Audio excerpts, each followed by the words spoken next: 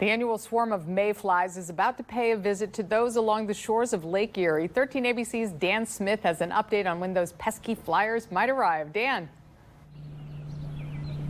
Well, certainly they may only fly about a dozen miles inland, but billions of mayflies are expected to come up from the bottom of Lake Erie and move on shore as early as within the next week or so. Take a look at some of these images shot out in Monroe County earlier today, specifically around the Luna Pier area, and we do have them coming on shore. They have been showing up on radar for the better part of the last few days or so. There is some evidence that the annual swarms may have gotten smaller in the last 5 to 10 years, but that's only based off of radar estimates, and of course try telling that to anyone who's had to pressure wash them off the side of their house or business, even maybe slipped on them on the roadways. We spoke to Dr. Thomas Bridgman from UT's Lake Erie Center earlier today, and he says last year's batch emerged just around June 25th, but the warmer lake now could set the clock ahead a few days, if not a full week.